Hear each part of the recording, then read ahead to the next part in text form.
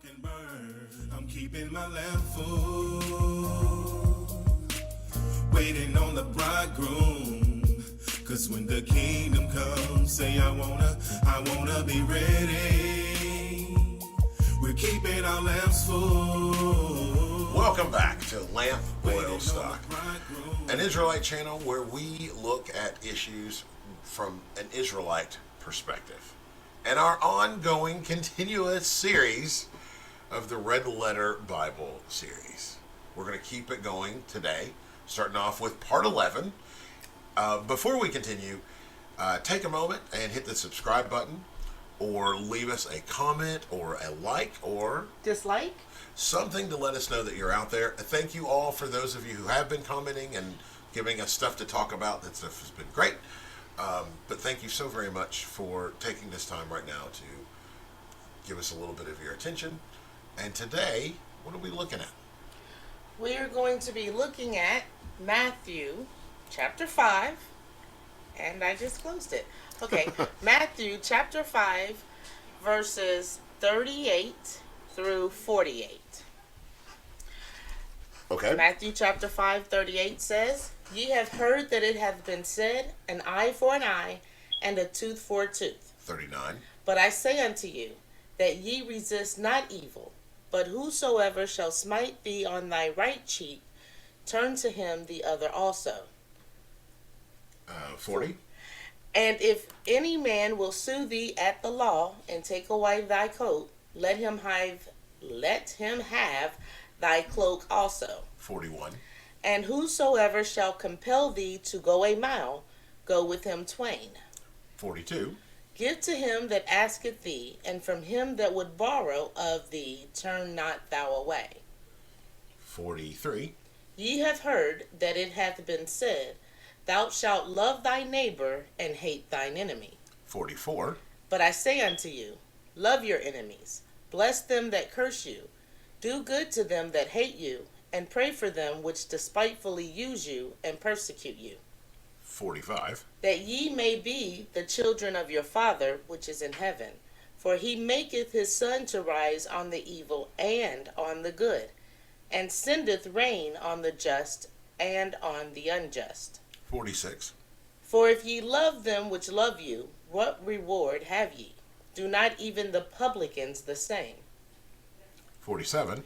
And if ye salute your brethren only, what do ye more than others? Do not even the publicans so? 48.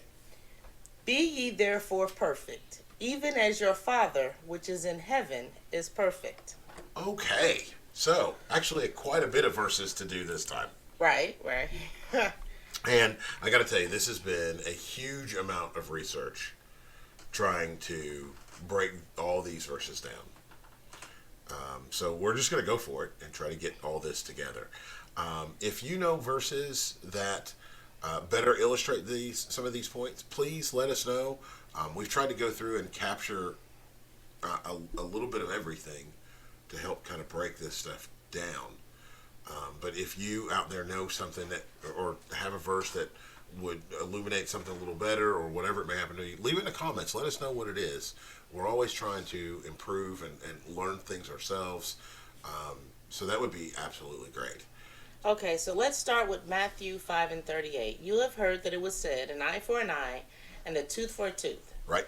So if we look at Exodus 21 and 24, Okay. It says, eye for eye, tooth for tooth, hand for hand, foot for foot. Okay. If we look at Leviticus 24 and 20, it says, fracture for fracture, eye for eye, tooth for tooth, just as he injured the other person, the same must be inflicted on him.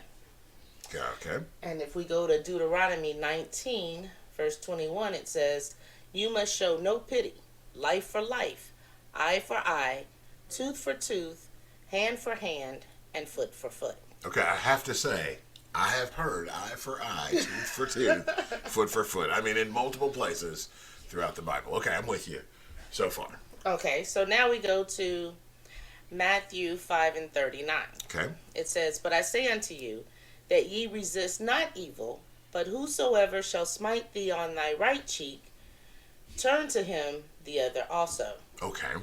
So now, I know in my research, in the research that was done for this, Right. a lot of people want to say that these are examples of Christ taking away the law. He says, "You've heard it said, law, and then, but I say unto you, not law." Okay. Well, Like I said, that's just one of the things that I ran across but when reading these and going back and looking at it, that's not what's happening.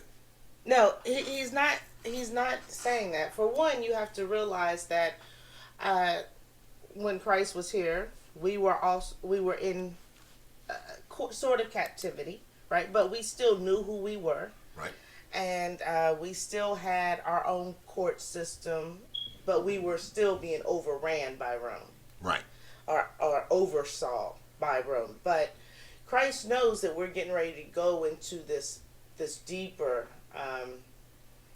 bondage, right? Mhm. Where everything is going to be taken away from us, and that we are going to be completely under the control of another nation.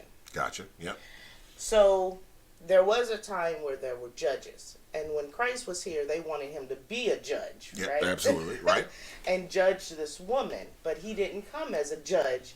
He came to show us how we are to live the laws. So without a judge being here, we can't take someone who has done something before our court system and have some sort of judgment ruled on that person. Now, wait. Okay. So when you're talking about court system, we're not talking about man's court system. We are talking about the courts which were an Israelite-based community court. Right.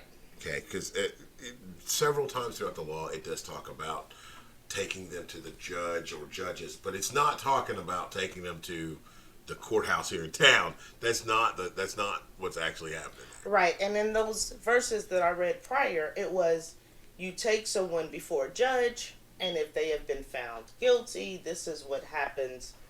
This is the judgment that is going to be laid out by Exactly. the judge. But now here we are in a time without judges. But we still know who we are, but Christ knows that all of this is getting ready to be taken away, and we're not going to have any type of system to work on. So I done lost my train of thought. What were we? We are actually at 39. But I say unto you, okay, that ye resist not evil, but whosoever shall smite thee on thy right cheek, turn to him the other also. Right. So if you look at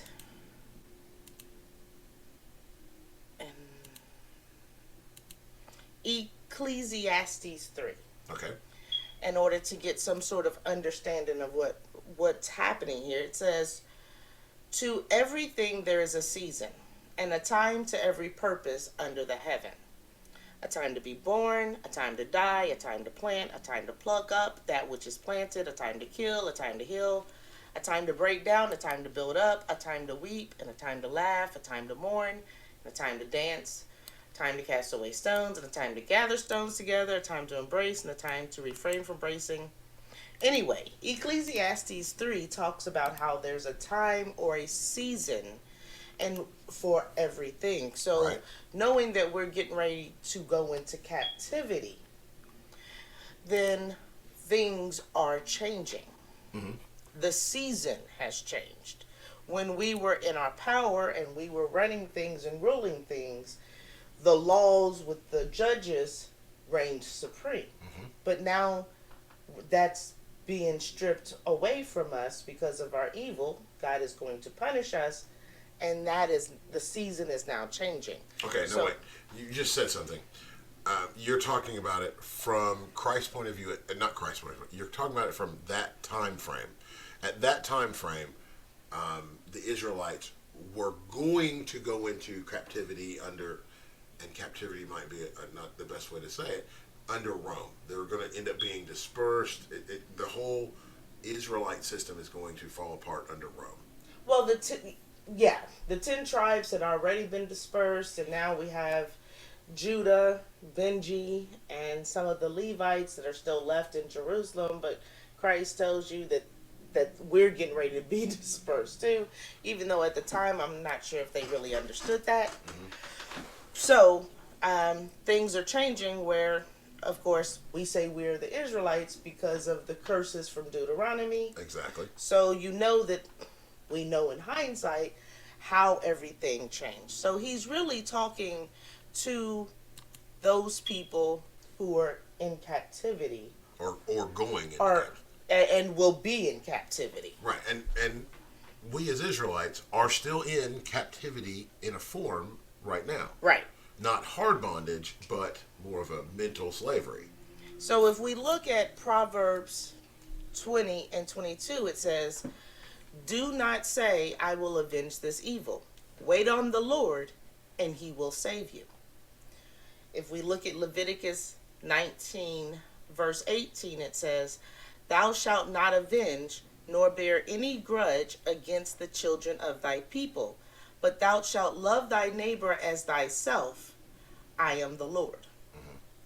If we look at Isaiah 50 and 6, it says, "I gave my back to the smiter, and my cheeks to them that plucked off the hair. I hid not my face from shame and spitting." Lamentations 3, verses 30 through 32. "He giveth his cheek to him that smiteth him. He is filled full with reproach.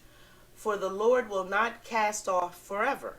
But though he cause grief, yet will he have compassion according to the multitude of his mercies." Okay, so let's think about this, as we continue on.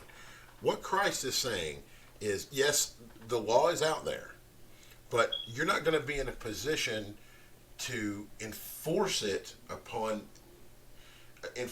way that it needs to happen. You can't take them to judges. You're not going to be able to do that because we're going to be under captivity. Right. So since we will be under captivity, he is then saying, okay, you're going to have to live in that world. Right. And that's this what is how he's you describing. should be treating your people, right? He came to bring the nations back together. And even at this point, you had the Israelites that were in Jerusalem who did not care for the Israelites that weren't in Judah or the other tribes, because they had gone way off before now. So we didn't even have any type of camaraderie with those people. So we treated them as we treated all the other nations. And so this is Christ telling us how we should be treating one another. Right. Okay. You ready to go to the next one? Okay. All right, let's look at 40. So Matthew 5 and 40. "And if any man will sue thee at the law, and take away thy coat, let him have thy cloak also." Okay, if we look at this verse and we go to Genesis 37 and 23, it says, "And it came to pass, when Joseph was coming to his brethren, that they stripped Joseph out of his coat of many colors that was on him." And I go back to this story of Joseph, because this was really the first time that I kind of seen a coat. Mm-hmm. Now, it talks about coats. You give the priest coats, and there's a lot of times when it talks about coats, but this one came to mind for me specifically because when we look at this, Joseph had this coat that was made of many colors because Joseph was the most loved child. He had had these dreams. The brothers were jealous of them, so they came together in somewhat of a council. Right. And they decided to turn against Joseph. Mm-hmm. And of course, they grabbed him and they eventually sold him into slavery. But one of the things they did was they took his coat out of jealousy. So when I read this verse that talks about if someone sues you at the law and take away their coat, let them have thy cloak also, it refers me to this because it's saying don't allow jealousy to come in the way. Don't allow someone's jealousy of you to cause you more problems down the road. So if they want your coat, give it to them and give them more. I'm with you. Now, this brings up a verse for me when I was kind of looking over this as well. This is Exodus 22, 8 through 10. Okay. All right. So, well, I'm going to start at 9. Okay. Exodus 22 and 9. That's really the one I want to get to. Exodus 2 and 9. That's it. Okay. Okay. So it's Exodus 22 and 9. All right. Okay. For all manner of trespass, whether it be for oxen, for ass, for sheep, for raiment, or for any manner of lost thing which challengeth to be his, the cause of both parties shall come before the judges, and whom the judges shall condemn shall pay double unto his neighbor. Okay. Okay? And the reason that comes to my mind is coats, clothing, that is raiment. Right. Okay? So this looks like when two people have a disagreement of, in a few previous verses it talks about possibly theft, or it could be any number of things here, right? But when one challenges to another and they are brought before the judges, the punishment for this, for the person who Has done something wrong is to pay double for it. Okay. Okay. So when you look back at what Christ is bringing up here, all right, giving a person the coat and their cloak, it's kind of like double. Do you see what I'm saying? Right. Okay. I know that one might be a bit of a stretch. I know it can be a little bit of a stretch, but it's what kind of reminded it to me. Definitely, something to read and look over, when you're looking at some of these things. Okay, but if we go to Matthew 5 and 41, it goes along with 5 and 40. It says, "And whosoever shall compel thee to go a mile, go with him twain." Right. Now, this again takes me back to the story of Joseph, right? Because Joseph was put into slavery, and when he was there, he was bought, and he did or went above and beyond for his master, right? Now, of course, he's eventually put in jail for because the wives lied on him. Right. But because he had been such a good servant to his master remembered him later, and when the king was having an issue, he mentioned Joseph and brought him to the king's attention, which of course allowed him to become the second most powerful person in all of Egypt. So when it says, if someone compels you to do something, do more. We're in captivity. We all have heard those sayings that if you are black, you have to do twice that of someone else in order to get the same recognition, Right. or whatever. So it's just telling you that because of where you are in the position that you're in, that you have to make yourself more useful in order to gain favor, because you may need that at some point, that favor. Okay. Now, I also did some, doing some more research on each one of these. I found an interesting story about this particular line. I just had never heard this before. Okay. So at the time, during Christ's time, Israel is being occupied by the Romans. Uh-huh. So the Romans had a policy where Roman soldiers could, at nearly any moment, order an Israelite, anyone walking around, to carry their bags for them. Just like, here, carry my stuff. Right? Okay. And it didn't matter what the Israelite was doing. They would literally just pull them and say, come on, let's go. Now, the way the rule was sort of set up, and it's just a policy, and it wasn't, they weren't instantly that person's slave or nothing. They could compel those people to carry stuff for them up to a mile. All right? Okay. So it could be that Christ is referencing this particular thing that they did by saying, if you are compelled to walk a mile, go ahead and walk 2. You're right, but also it is sometimes when we're forced to do something, what we do is we get angry, and we start, running off at the mouth, and that causes problems and trouble. But if we think about this, oh, well, I'm not going to do just what he asked. I'm going to do more. That will kind of abate that anger and stop whatever bad repercussions will happen to us because we did mouth off Right. or whatever. Right. It, I'm totally it with also reminds you of the story of Christ when they got the guy to help carry the cross for Christ, right? Because that guy was forced to do it as well. Right. Okay, so now we're at Matthew 5:42. Right. And it says, "Give to him that asketh thee, and from him that would borrow of thee, turn not thou away." Right.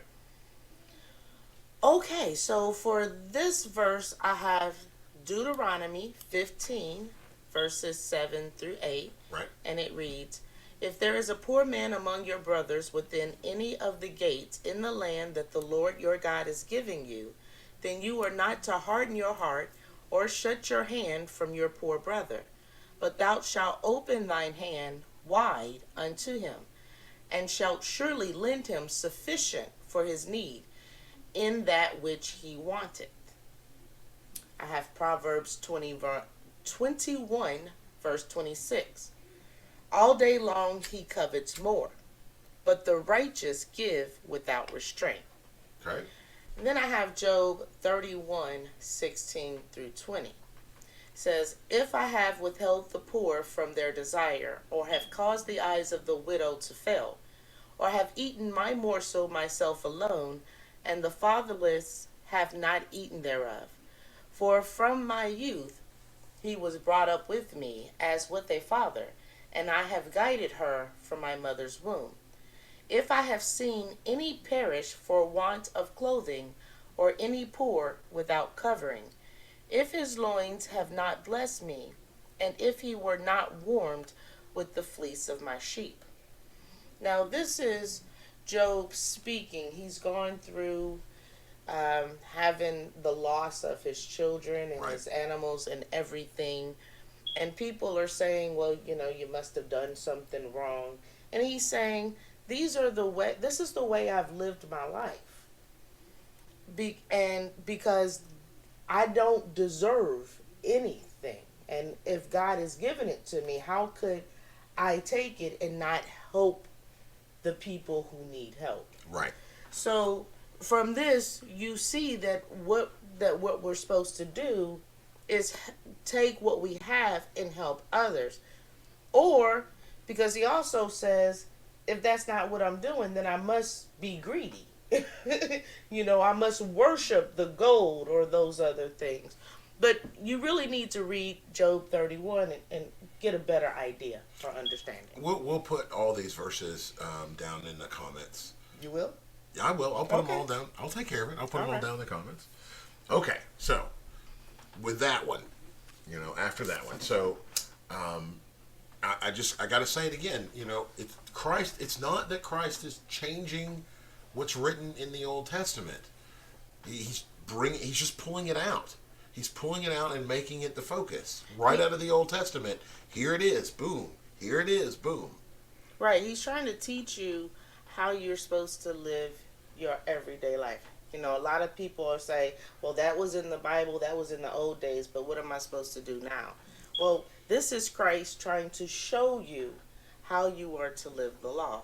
So if we look at Matthew 5:43, it says, "Ye have heard that it hath been said, Thou shalt love thy neighbor and hate thine enemy." Well, if we look at Leviticus 19 and 18, Oh it yeah, let's do says, this one. This is great. "Thou shalt not avenge, nor bear any grudge against the children of thy people, but thou shalt love thy neighbor as thyself. I am the Lord." Okay, so that's the first part. Right. Love thy neighbor. And Right. it says, you shouldn't bear any grudge against the children of thy people. So he's talking about Israelites. Right. You shouldn't be keeping a grudge against them. You should love them as yourself. Okay, now let's take the after the comma. Okay. And then it says, "and hate thy enemy." Well, I don't really have one for hate thy enemy per se, but if we look at Psalms 139, 19 through 22, it says, Surely thou wilt slay the wicked, O God. Depart from me, therefore, ye bloody men. For they speak against thee wickedly, and thine enemies take thy name in vain. Do not I hate them, O Lord, that hate thee? And am I not grieved with those that rise up against thee? I hate them with perfect hatred. I count them my enemies. Okay, so as Christ says, and I'm taking the phrase, you've heard it said, Right. love thy neighbor, which is out of Leviticus, and hate thy enemy, which seems to be out of Psalms. Which you can find in Psalms, right. Right. Now, which psalm did you use just now? That was Psalms 139, 19 through 22. Okay. There's other psalms. 137 is one of the ones that I saw as well. But, there's several. We've always heard the phrase that love what God loves, hate what God hates. Right. as a just a general good way of living. So Christ said, you've heard this. Now we go to Matthew 5 and 44. Okay. And it says, But I say unto you, love your enemies, bless them that curse you, do good to them that hate you, and pray for them which despitefully use you and persecute you. Okay, so now we look at 1 Samuel 24, 9 through 17. Right. And David said to Saul, Wherefore hearest thou men's words, saying, Behold, David seeketh thy hurt. Behold, this day thine eyes have seen how that the Lord hath delivered thee today into mine hand in the cave. And some bade me kill thee, but mine eyes spared thee. And I said, I will not put forth mine hand against my Lord, for he is the Lord's anointed. Moreover, my father, see the skirt of thy robe in my hand, for in that I cut off thy skirt of thy robe, and killed thee not. Know thou and see that there is neither evil nor transgression in my hand, and I have not sinned against thee, yet thou huntest my soul to take it. The Lord judge between me and thee, and the Lord avenge me of thee, but mine hand shall not be upon thee. As saith the proverb of the ancients, wickedness proceeded from the wicked, but mine hand shall not be upon thee. After whom is the king of Israel come out? After whom dost thou pursue? After a dead dog? After a flea? The Lord therefore be judge, and judge between me and thee, and see, and plead my cause, and deliver me out of thine hand. And it came to pass, when David had made an end of speaking these words unto Saul, that Saul said, Is this thy voice, my son David? And Saul lifted up his voice and wept. And he said to David, Thou art more righteous than I, for thou hast rewarded me good, whereas I have rewarded thee evil. Now, see, I think the context there is incredibly important. You could have just read that last line, but I really think that context is important because this is what's going on here. I say unto you, love your enemies. Now, David and Saul at the time are enemies. Right? Okay, and Saul, as he says in the very last line, was prepared to do evil to thee, to David. Uh-huh. But David, who following, even though this guideline hadn't been given yet, I mean, he's doing the same idea. Saul had been delivered into his hand, and he spares him. And because of that, a gain is given down the line. Right, and it also says you shouldn't hate your brother. Mm-hmm. You should love your brother. So David loved Saul, even though Saul had gotten confused and was not showing love to David. And then he felt guilty because, as he said, that David was being more righteous than he was, even though he was at the time the king right. appointed by the Most High. If we look at Proverbs 25, 21 through 22, it says, If thine enemy be hungry, give him bread to eat, and if he be thirsty, give him water to drink. For thou shalt heap coals of fire upon his head, and the Lord shall reward thee. Okay, now I looked up that, after finding that one. If you read 22 again for me real quick. For thou shalt heap coals of fire upon his head, and the Lord shall reward thee. So I went back and it says heap coals, coals of fire upon their head. Mm-hmm. I'm sure it does not mean put burning coals on your enemy's head. So it took a little bit, but after kind of digging around to kind of find coals of fire, that is a reference to Isaiah 6, 5 through 7. Okay, so I'm not the best reader, but bear with me. Woe is me, for I am undone, because I am a man of unclean lips, and I dwell in the midst of people of unclean lips. For my eyes have seen the King, the Lord of hosts. Now, this is Isaiah speaking himself right before he begins to prophesy. Okay. He is saying that he has unclean lips. Okay. Isaiah 6 and 6. Then one of the seraphim flew to me, having in his hand a live coal, which he had taken with tongs from the altar. Okay, so one of the angels comes to Isaiah with a live coal in tongs. Mm-hmm. Isaiah 6 and 7. And he touched my mouth with it, and said, Behold, this has touched your lips, and your iniquity is taken away, and your sins are purged. Okay. Okay, so this hot coal, the hot coal and touching the person is a symbol, okay, is being symbolically used here. Right. Okay. As it says with Isaiah, it takes away your iniquity and purges your sin. Okay, so it's like being so I'm going to bring this all the way back to 22 for just a second. Okay. So it's like being kind to your enemy is like heaping coals of fire on their head, in that it would produce an emotion like burning shame. Okay. Right? As a picture of that burning coal. See, the idea is not necessarily to just shame them directly, but by being kind to them, it makes them reflect on their own actions. Right, right. Just the same way that Saul reflected on his actions towards David. Exactly. So if we go on down, I have Exodus 23, 1 through 9. And I'm sorry, I know I'm reading a lot, but I like to give some sort of context and not just a verse. Exodus 23, 1 through 9. Thou shalt not raise a false report, but not thine hand with the wicked to be an unrighteous witness. Thou shalt not follow a multitude to do evil. Neither shalt thou speak in a cause to decline after many to wrest judgment. Neither shalt thou countenance a poor man in his cause. If thou meet thine enemy's ox or his ass going astray, thou shalt surely bring it back to him again.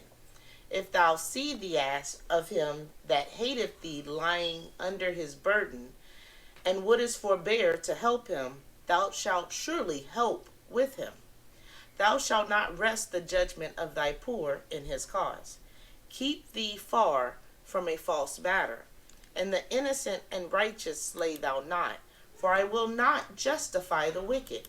And thou shalt take no gift, for the gift blindeth the wise, and perverteth the words of the righteous.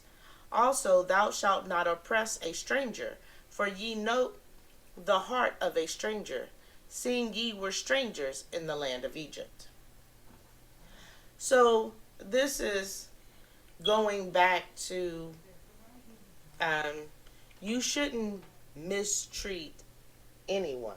Right. You should be an example of who God is and how great he is. You should be a light. Mm-hmm. And it doesn't matter if someone else is acting evil or being evil. Evil people should be evil, and good people should always remain good. Right. Okay. Regardless of the circumstance. And I think that's a big thing, because I hear a lot of Israelites, and they'll be talking about when something bad happens to another nation, and they'll get real happy and they'll be excited, and they be like, I'm glad this happened because this is what you guys do to us. Well, now you're acting just like them. You should not be like evil people, because you are perfect, like you should be perfect like God is perfect. Okay, so see, you're stealing thunder. That's going to be next. Oh yeah. Okay. So anyway, it says, I know a lot of people say, well, I'm not going to pray for my enemy. So I looked up. Okay, so wait a minute before you go on. Okay, so this is in the line because I'd almost forgotten where we were at. Okay, this is in 44, where we were talking about with 44. But I say unto you, love your enemies, bless them that curse you. Now, I think we just kind of talked about that with the verses we've been doing. Do good to them that hate you, right? And then pray for them which despitefully use you and persecute you. So let's talk about this last part, because that's what we're doing, right? Well, when it says bless them that curse you, it doesn't mean that you ask for good things to happen to them. It means more so be a blessing to them. If you look at when Jacob went to get a wife, he was a blessing to Laban. Thank you, Laban, and that he, tended to the animals, and his flocks thrived under Jacob's tutelage, whatever he did, sheepkeeping or whatever it was. If you look at Joseph, when he was in Egypt, he blessed the Egyptians because he helped them get through the drought, which of course helped us make it through the drought. So it's not saying that you should wish good things happen to your enemy. It's saying that you should be a blessing to anybody that comes that you are under or around. Okay, so that part that you're just talking about with Joseph, that is in Genesis 39 and 5, and it came to pass from the time that he had made him an overseer in his house. Now we're talking about the Egyptians making Joseph an overseer in his house. And over all that he had, that the Lord blessed the Egyptian's house for Joseph's sake.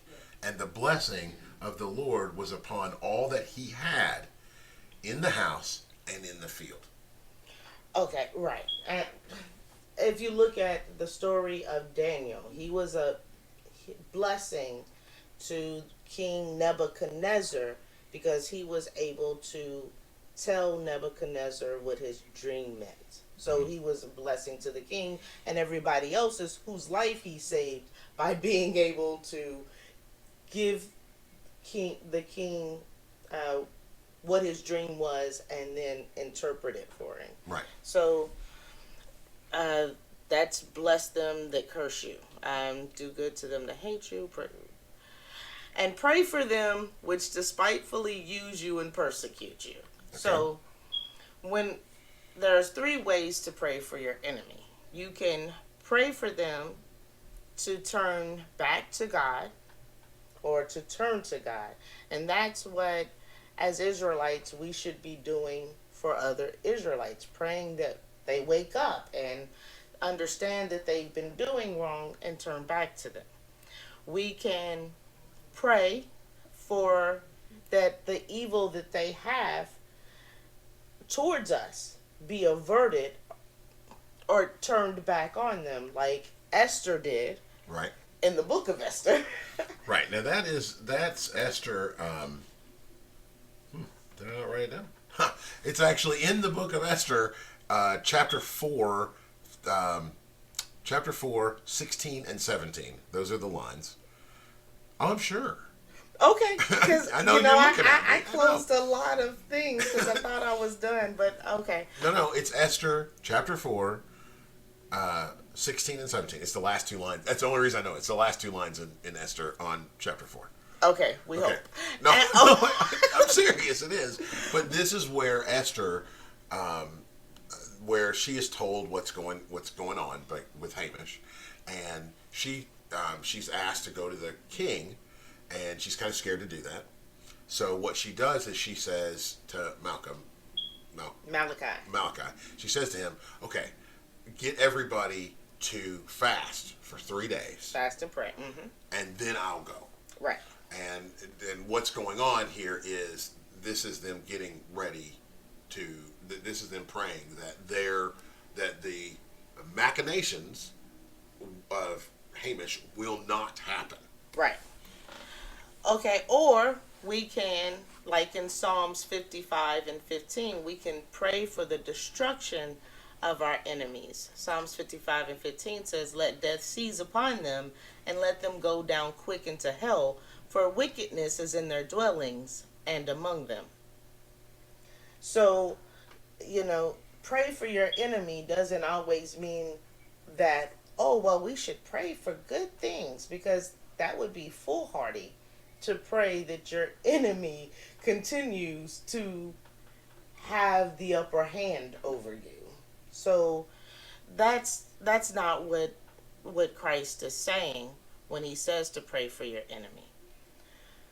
Okay, so now we're down to verse... Okay, so this is 45. Right. This is verse 45. That ye may be children of your Father, which is in heaven. For he maketh his sun to rise on the evil and on the good, and sendeth rain on the just and on the unjust. Okay, so in this we have to understand that we are in captivity, and we were sent into captivity for a reason. We had gone away from the Most High. We had broken his laws. And so we have to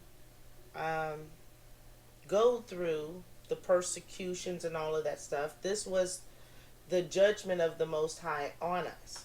And we're all mixed together. There's good and evil. We're all living here together. There is a reason for good. There's a reason for us. And there is a reason for evil. So right now, during this time, we're together, and there's a purpose for both of us. So God allows this purpose to go out, and we need to accept what has been done to us, or what we're going through, as the righteous punishment that is being brought down on us. Right. Okay, so... Or we have to accept that God knows what's best. Right. I mean, if you notice, this particular line is the Most High. It's Christ setting the stage for what he's about to say next. Right. Okay. So, 46.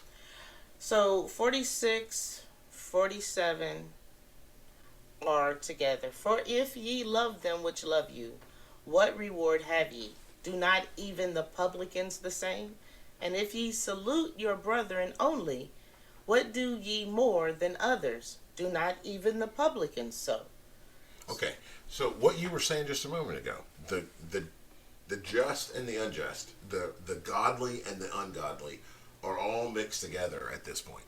Right. And if we, the godly, act just like the ungodly, what's the difference? Right. Right. What is the difference? And we're supposed to be a light. So our light is supposed to always shine. So then it goes to the conclusion, which is 48. Be ye therefore perfect, even as your Father, which is in heaven, is perfect. So this just ties right back to, we're supposed to be acting as a light for and like the Most High. Right. I mean, and that actually, if you look at these last last four lines, are an overview of everything we just talked about. Right. How are people supposed to know that the Most High is the true light if we act like everyone else. If we treat people bad that treat us bad. If we only show love to people who are just like us. Well, that's what everybody does. We have to be better because our God is better. Right. Okay, so I think we've done it. We've made it all the way through chapter 5 of Matthew. Right. It just took us 6 hours, no big deal. But I think we have now made it through, because each one's about a half hour long. I think we've now made it through all of chapter 5, and we'll have to start getting ready for chapter 6. I think that a lot of what's going on, the things that he says, if you read the stories and you really pay attention to how the people are acting, the story of Moses, not just the biblical story, but also if you go to the Apocrypha or the Septuagint and find the story of Moses and you see all the things that he went through. If you look at the story of Joseph, if you look at the story of Jacob, the different aspects, you will see that these people in some manner or some way lived what Christ is saying. It may not be word for word, but their actions and the way that they carried themselves reflect the words that Christ used. And see, that's super interesting to me, because, like I said, I was brought up with Baptist light. That's the only way to describe it. Just a smattering of Baptist every Sunday, and that was about it. But I grew up with the thought that Christ came and changed everything. And one of the things that I saw, like when I was going through this, is that seems to be like some sort of belief that this part right here, what these 6 lines where Christ says, "Ye have heard that," and then something of the law, and then, "But I say to you," something not law. But what I've noticed as we keep going through this is he's not pulling things just out of a hat. He literally is going back into Deuteronomy, Leviticus, all the Bible verses, Psalms, Proverbs. He's going all throughout the book in order to bring this to you, and then bringing that truth back up to the forefront, and laying it in contrast to what a lot of people think would want to have happen. Like eye for an eye. Well, we're an oppressed people. I'd like to oppress them, or they stole from me. Well, I'd like to steal from them. And Christ is reminding us through part of this that, I know there's a verse somewhere out there, or at least I believe there is one that says, punishment is dealt by the Most High, not by us. right? And Christ is reminding us that we are on the side of good and have to be good, and all the time. Right. So I think if you read this and you want to believe that you don't have to follow the laws of the Most High, then you can get from it that Christ is telling you you don't have to. But if you have the Most High's heart, if you have God's heart, and you understand that God doesn't change, and then you believe that Christ was sent by God, then you would have to understand that he did not tell you that the law was changed, because then he wouldn't be a representative of God. Yeah, exactly. Well, guys, thank you all so very much for taking the time out to go through some of the words of Christ. Now we have made it all the way through at least halfway through the Sermon on the Mount. There's more to go. Made it through chapter 5. Made it all the way through chapter 5. We want to thank all of you for taking the time out today and any other time to listen to us ramble on about these words. Like I said, this is incredibly interesting for me, going back and giving us this opportunity to study all of the words that Christ said. hopefully it's been enlightening to you guys as well. Once again, if you have comments or questions, give us a like or a dislike, share a question, something to that effect. Let us know what you happen to be thinking.